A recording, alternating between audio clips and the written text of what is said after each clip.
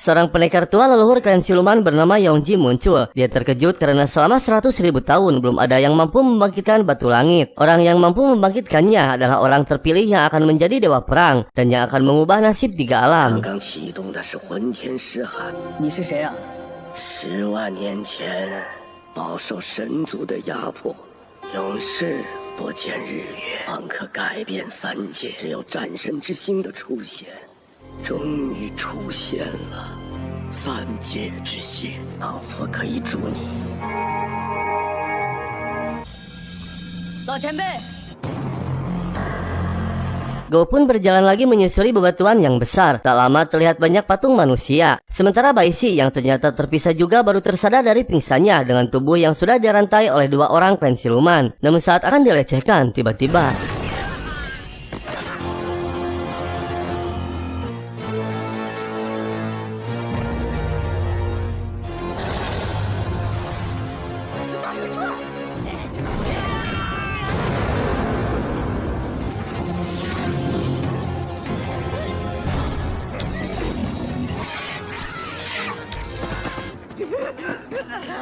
Panglima besar klan siluman bernama Ersing muncul. Dialah yang telah mengundang Gou dan kawannya. Ternyata klan siluman terbagi menjadi 13 suku dengan mempunyai raja masing-masing. Namun panglima besar Ersing adalah raja di atas para raja.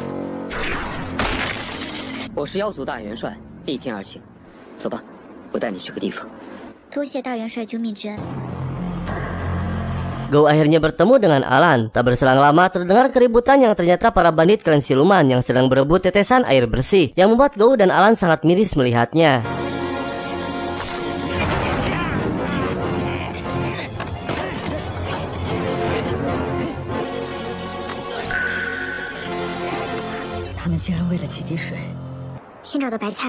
Setelah Gou melanjutkan lagi perjalanannya, dia melihat warga klan siluman yang sedang kesakitan oleh penyakit batu. Penyakit mematikan kiriman klan dewa yang sangat sulit untuk disembuhkan. Siapapun yang sudah terkena penyakit tersebut sedikit harapan untuk hidup dan akan berubah menjadi batu. Tak berselang lama, para bandit pun muncul kembali. Namun dengan mengejutkan, tiba-tiba bumi berguncang hebat.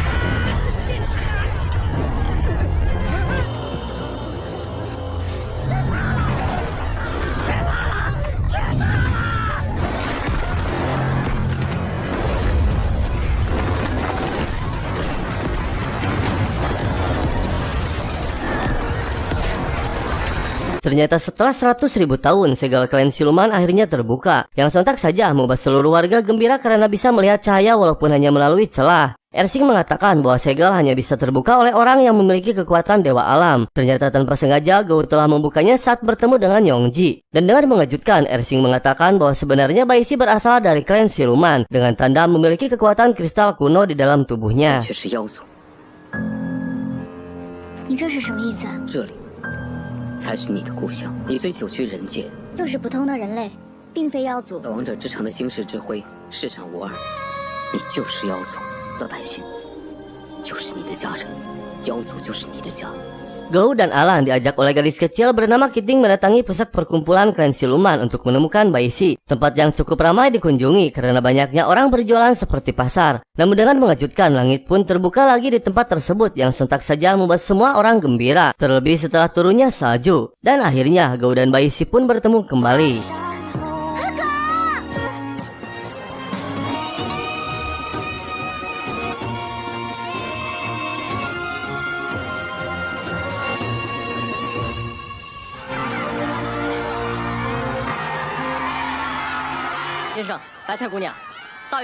Panglima besar mengundang Gou dan Baishi ke istananya. Ersing berterima kasih karena dengan kedatangan Gou, klan siluman bisa menikmati matahari meski baru sedikit. Gou bertanya tentang penyakit batu kutukan klan siluman yang terlihat sangat menyiksa rakyat. Ersing pun menjelaskan semuanya yang intinya penyakit tersebut belum ada obatnya. Gou pun akan berusaha membantu memecahkan masalah tersebut.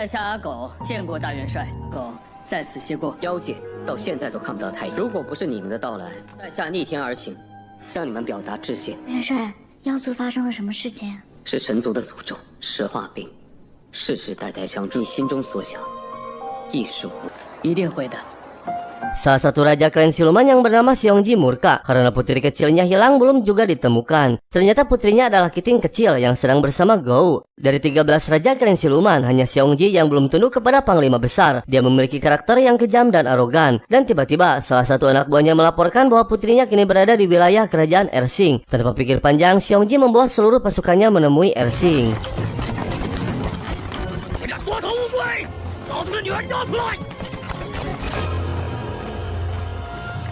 巨龙呀！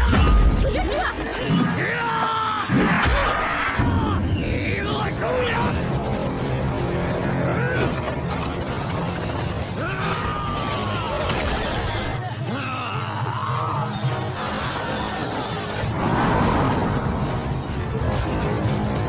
Saat akan menyerang lagi dengan tepat waktu putrinya muncul. Namun dengan mengejutkan ternyata Kiting terkena penyakit batu. Baishi pun mencoba akan menolongnya. Dan tak disangka ternyata kekuatan kristal dalam tubuh Baishi mampu meredam sakitnya namun belum bisa menyembuhkan.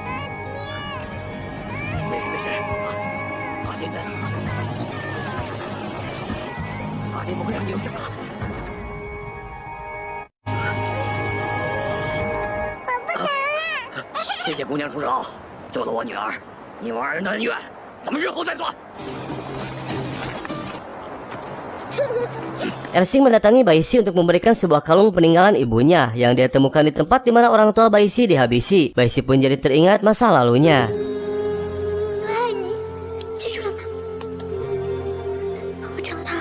你的父母名赫赫，有勇有谋，是我兄长海阔天空的麾下大将，替百姓摆脱病痛。 Gou ditemani Baishi mendatangi tempat pemakaman leluhur klan siluman untuk mencari solusi tentang semua masalah klan siluman, terutama untuk mencari obat penyembuhan penyakit batu. Sepanjang jalan banyak orang yang sedang menuju pemakaman. Mereka semua orang yang tak punya harapan untuk hidup lagi, menunggu mati di pemakaman dan sekaligus berpamitan kepada makam panglima besar kakaknya Ersing yang bernama Tiankong.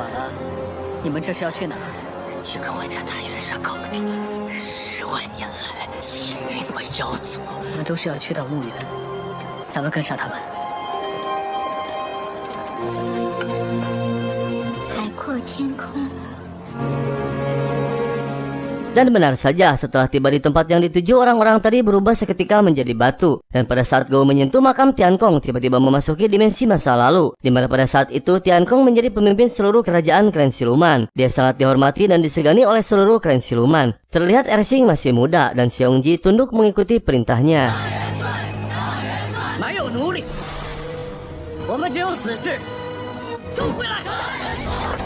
Gou mengikuti kemanapun mereka berdua pergi. Namun tak disangka Ersing menemukan bunga pajar yang bisa menyembuhkan penyakit batu. Seluruh klan sudah lama mengetahuinya, namun bunga tersebut sangat susah didapatkan. Saat Ersing sudah memetiknya, tiba-tiba muncul Mata Dewa, ketua kerajaan Raja Bijak satu tingkat di bawah kerajaan Heilong. Dan dengan mengejutkan, Mata Dewa memberitahu kebenaran bahwa bunga pajar sebetulnya tidak bisa menyembuhkan penyakit batu. Malah sebaliknya, ternyata bunga pajar adalah penyebab terjangkitnya penyakit batu. Semua ini hanya siasat dari klan Dewa untuk memusnahkan klan siluman. Dan tiba-tiba Tiankong muncul. 这个花不是可以解石化病吗？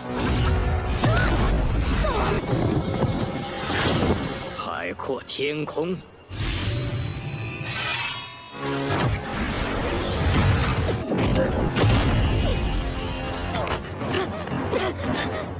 黎明之花的真相不能破，活下去的唯一理由，要你替可去完成了。我答应你，飞鸟速。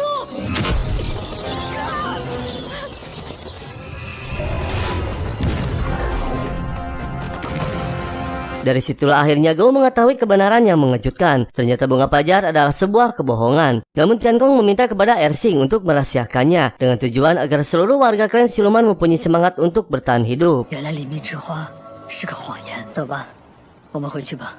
我都要帮助妖族获得自由。 Putri Xiongjing kambuh lagi penyakit batunya yang membuat ayahnya panik. Dia pun dengan segera membawa putrinya ke wilayah Ersing untuk menemui Bai Si. Gou berjanji akan segera membereskan segala masalah yang terjadi pada klan siluman, termasuk masalah penyakit batu. Gou berencana akan pergi ke Gua Pentian, tempat terlarang klan siluman, untuk mengambil pusaka bodi api, sebuah benda dewa kuno yang bisa menyembuhkan penyakit batu. 我有办法能救小青田。火菩提，焚天洞。 你战神可召唤此物？焚天洞里有一物，名为火菩提。焚天洞乃妖族禁地，火菩提之后，要全族人共享。好，我答应你。现在去取火菩提。 Gou pun pergi menuju gua dengan ditemani oleh Ersing. Mereka menaiki seekor burung garuda hewan peliharaan Ersing. Tak berselang lama, mereka pun tiba di gerbang Gua Pentian yang dipenuhi dengan lahar panas. Mereka berdua pun memasuki gua yang berada di balik lahar terjun.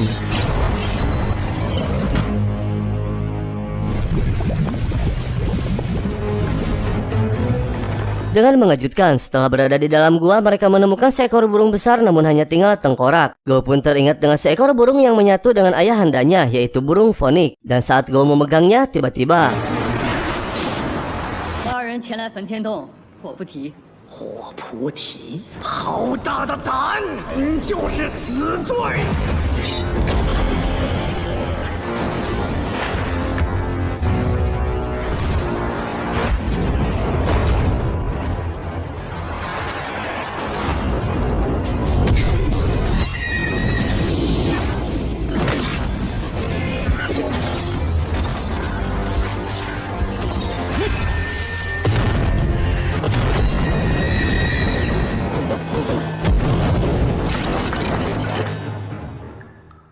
Ternyata burung Fonik menguji ketangguhan mereka berdua. Akhirnya Gou pun mendapatkan bodi api dan dengan segera mengobati Kiting kecil hingga sembuh total dari penyakit batu. Yang sontak saja membuat sang ayah sangat senang dan berterima kasih kepada Gou. 是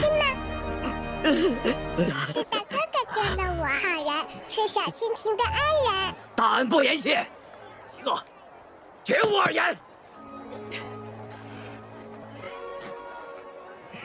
Setelah direncanakan dengan matang, Ersing memutuskan untuk melepaskan bodi api melalui Gunung Zilo agar tersebar luas ke seluruh penjuru klan siluman untuk memusnahkan penyakit batu secara merata. Ritual pun dilakukan sendirian oleh Ersing. Namun setelah lama berjalan, energinya hampir terkuras habis dan tiba-tiba dengan tepat waktu akhirnya Gou pun muncul.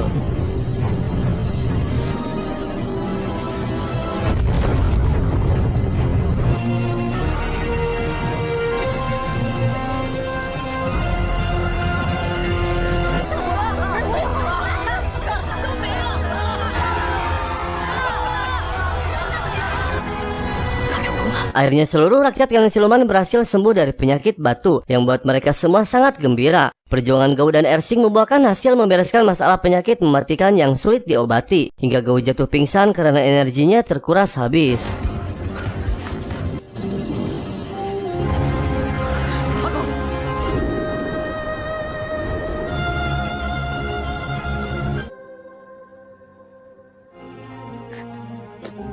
Klan dewa yang tak pernah menyerah untuk menghancurkan klan siluman meski kini sudah terbebas dari penyakit batu. Xiukui merencanakan siasat liciknya. Dia mendatangi klan siluman menemui salah satu bandit dengan memberikan bunga pajar yang sontak saja membuat dia sangat gembira. Padahal kenyataannya bunga pajar adalah sumber penyakit batu. Xiukui menyuruhnya agar bunga pajar ditanam dengan dalih untuk meraih keuntungan jika sudah berbunga banyak. Si bandit yang tulul pun berhasil dikelabui oleh Xiukui dengan menanam bunga pajar hingga menyebar ke seluruh klan siluman.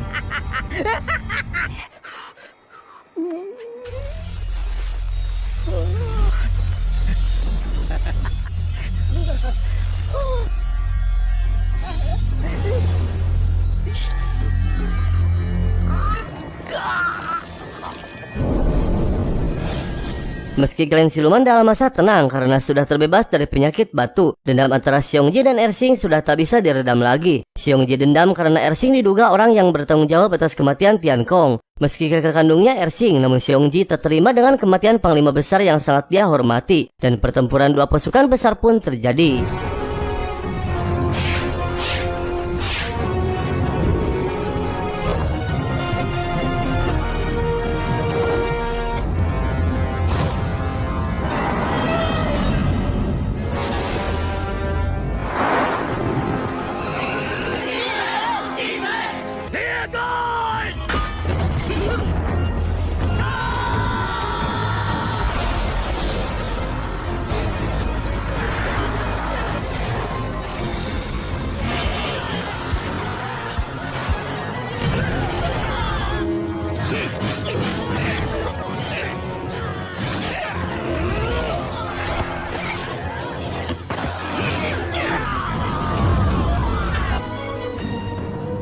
siasat Xiukui berhasil, lalu memerintahkan Zuiri untuk mengirimkan kekuatan angin agar racun bunga pajar tersebar ke seluruh penjuru klan siluman. Dan kini tersebar juga ke wilayah dua pasukan yang sedang bertempur. Dengan seketika para prajurit pun menjadi batu. Dan tak berselang lama, Go pun muncul menggunakan kekuatan Dewa Alam.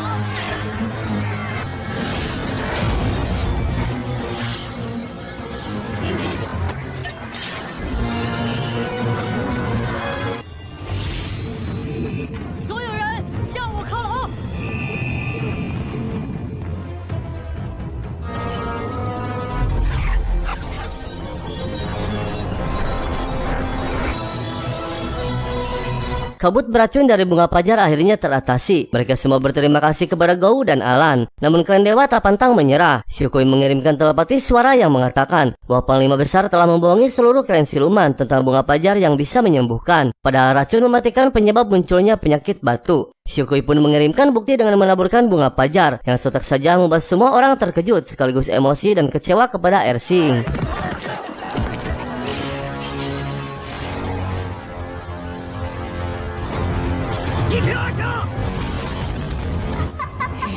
什么黎明之花可解石化之？他还知道关于此花的秘。此花非但不是解药的根源。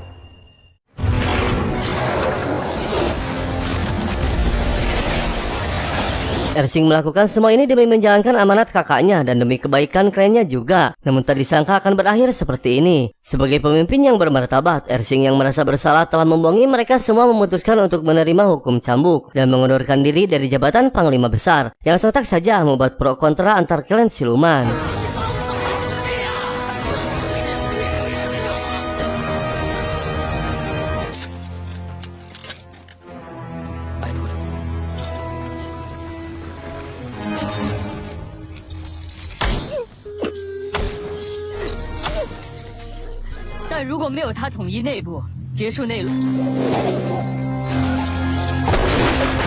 Akhirnya Gou berhasil meredam amarah seluruh klan siluman termasuk Xiongji. Ersing pun terselamatkan dari hukum cambuk yang mematikan yang tak seharusnya dia dapatkan. Gou memberikan semangat kepada Ersing bahwa musuh sesungguhnya adalah Heilong. Jangan menyia-nyiakan nyawa selain untuk bertarung melawan Heilong.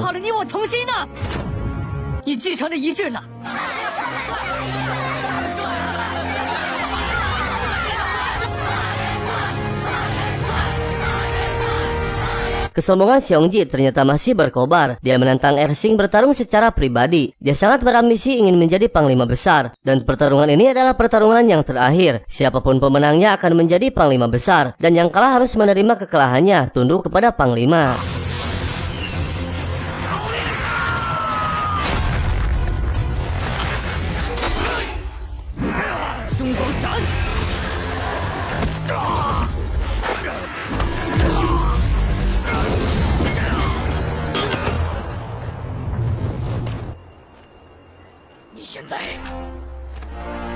Dan akhirnya Ersing kembali memimpin menjadi Panglima Besar. Mereka mengadakan pertemuan untuk menyusun rencana penyerangan kepada klan dewa. Dan Gou berhasil menyatukan mereka semua termasuk klan siluman dan klan dewata yang asalnya saling bermusuhan. Lalu Baisin menjelaskan perjalanan menuju klan dewa bahwa rintangan pertama harus melewati klan laut, penjaga benteng pertama pertahanan klan dewa. Tingkatan di atasnya ada para pendekar klan dewa di bawah pimpinan Xiukui. Dan tingkatan di atasnya lagi kerajaan Raja Bijak di bawah pimpinan Mata Dewa yang memiliki kekuatan 100 kali lipat dari para pendekar dewa. Setelah semuanya terlalui baru bisa menghadapi Heilong.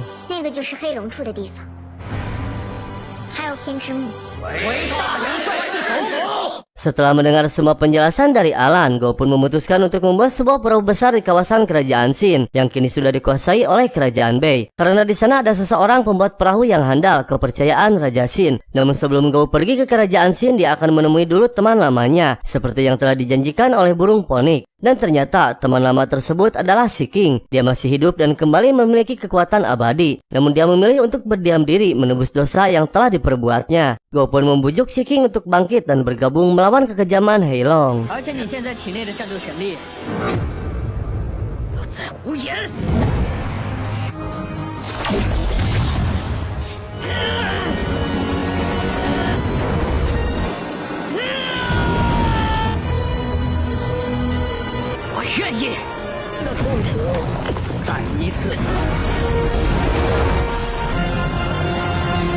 Setelah berhasil membuat Si King bergabung dan menyelesaikan permasalahan klan siluman, Gou, Alan, dan Bai Shi berpamitan untuk pergi menuju kerajaan Bei. Dan setelah melewati perjalanan yang panjang, akhirnya mereka pun tiba di kerajaan Bei. Namun ada yang aneh, semua warga hanya terlihat yang tua dan anak-anak saja. Namun tiba-tiba Alan merasakan ada yang sedang mengawasinya.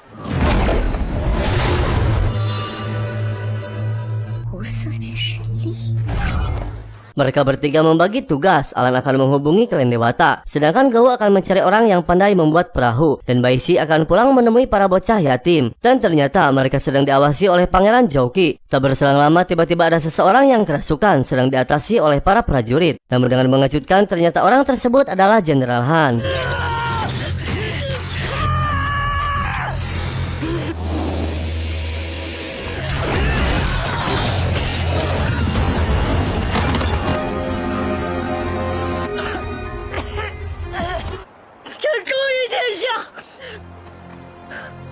Bai Shi akhirnya tiba di gubuk kecilnya dulu. Dia sedih bercampur senang melihat para bocil baik-baik saja. Tak lama mereka pun bangun dan senang melihat Bai Shi kembali. Namun ada yang aneh, mereka membawa dan memakan buah yang belum pernah dilihat sebelumnya. Buah tersebut bernama buah keabadian yang sengaja ditanam oleh klan dewa. Siapapun yang sudah memakannya akan ketagihan dan sulit untuk melepaskannya, dan akan menjadi kerasukan seperti Jenderal An. Dan tiba-tiba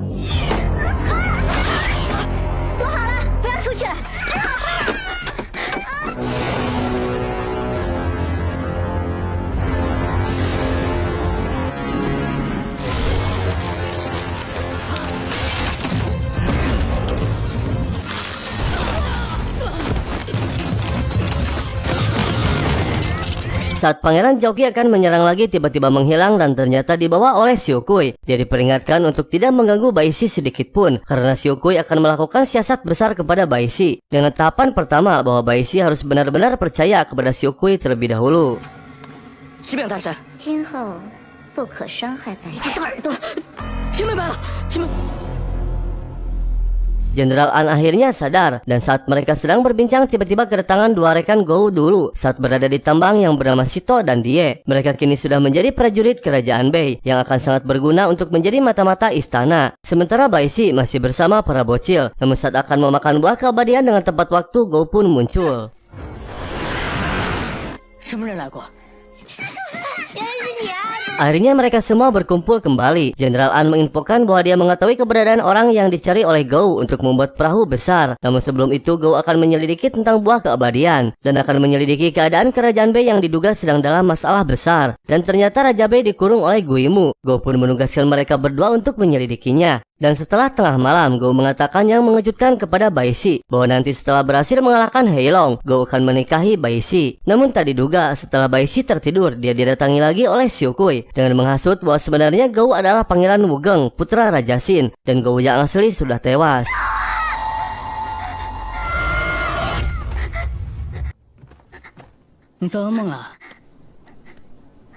Siang harinya para bocil membawa lagi buah keabadian. Kali ini Bai Shi dengan tegas melarang mereka untuk memakannya. Dan tiba-tiba Xiaokui muncul kembali dengan mengatakan jika ingin menghilangkan racun dalam tubuh para bocil, hanya Pangeran Wugeng yang mampu mengatasinya. Dan dengan segera Bai Shi pun mencari Gou.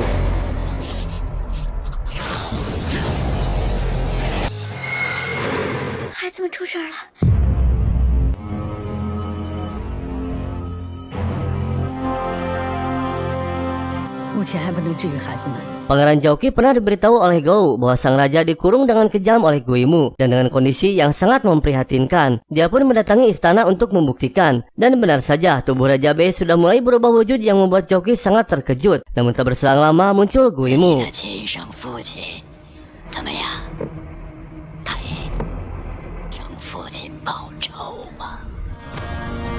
义父，也只有您能助我拥有王位。 他的王位拱手让人呢，义父。 Pada saat perayaan kembang api, Gou berencana akan membebaskan Raja Bei dari genggaman Guimu. Dia menggunakan kekuatan Dewa Alam agar tidak terdeteksi oleh klan dewa. Gou pun mulai memasuki istana, namun dia dihadang oleh Zhouqi dan pasukannya.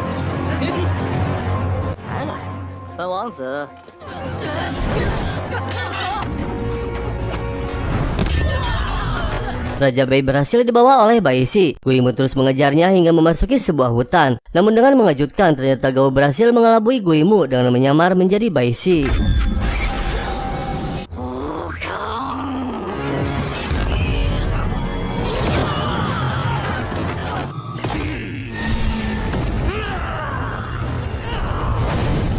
Saat mereka masih bertarung, tanpa diduga Zhouqi menusuk Guimu dari belakang. Dia sudah muak dengan kekejaman Guimu hingga ayahnya sendiri pun menjadi korban. Zhouqi ternyata memilih bergabung dengan Gou. Selama ini tunduk kepada Guimu hanya siasatnya saja agar bisa menunggu waktu yang tepat. Dan tiba-tiba semua orang yang pernah memakan buah keabadian berubah menjadi pohon termasuk para bocil. Namun dengan tepat waktu akhirnya Jiu muncul.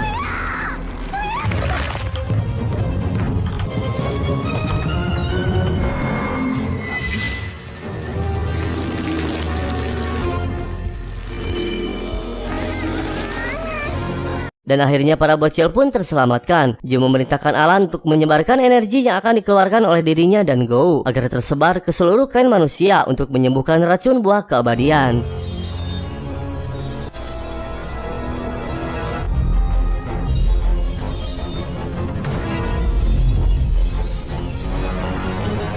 Setelah semuanya berakhir dan berhasil menyembuhkan seluruh warga, tanpa sengaja Baishi mendengar Alan memanggil Wugeng kepada Gou, yang sontak saja membuat Baishi semakin percaya kepada Xiukui. Dan saat mereka sedang berdua, dengan mengejutkan Baishi memanggil Gou dengan nama Wugeng.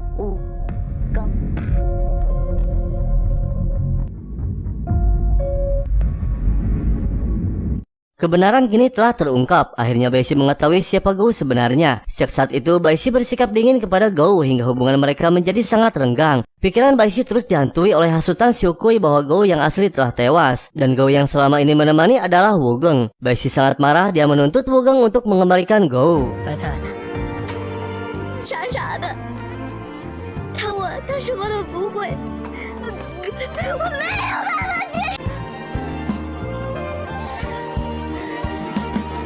Zhouqi yang kini sudah berpihak kepada Gou menemui ayahnya yang sudah sekarat. Dia sangat sedih melihat keadaan sang ayah. Tak menyangka klan dewa sekejam itu. Dan tak berselang lama sang ayah pun meninggal dunia menjadi pohon.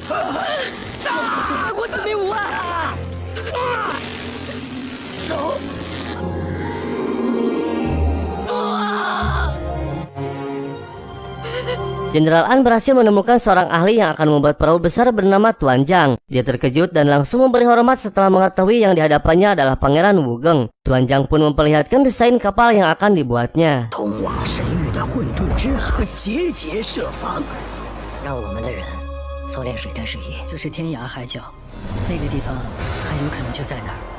Guimu ternyata masih hidup. Dia dirantai di ruang tahanan oleh Zhouqi. Namun saat Guimu berhasil melepaskan rantainya, tiba-tiba Zhouqi muncul. Guimu yang sudah lemah kini hanya bisa pasrah menuruti apapun kemauan sang pangeran. Dia meminta untuk dipertemukan dengan Xiukui. Dan dalam pertemuan tersebut, Zhouqi meminta agar klan dewa segera melakukan penyerangan besar-besaran kepada Wugeng. Xiukui pun menugaskan Zhouqi untuk segera menyusun siasat menghabisi Wugeng.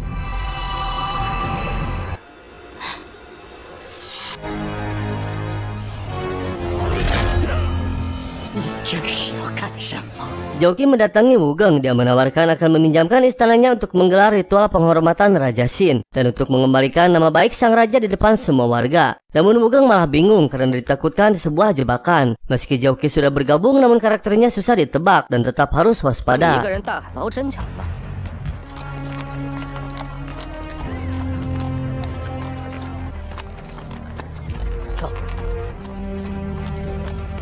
Baishi yang semakin galau didatangi lagi oleh Xiukui. Dia membawa Baishi ke menara untuk menunjukkan kebenarannya agar Baishi lebih percaya. Xiukui menunjukkan sebuah ilusi palsu agar Baishi semakin membenci Wugeng. Dan akhirnya kini Baishi percaya sepenuhnya kepada Xiukui. Dia kini dendam ingin menghabisi Wugeng. Dan saat Baishi akan pergi, Alan menghadangnya dan mencoba untuk menyadarkannya agar tidak terhasut oleh Xiukui. Namun Baishi yang sudah terlalu marah tak bisa mendengarkan Alan.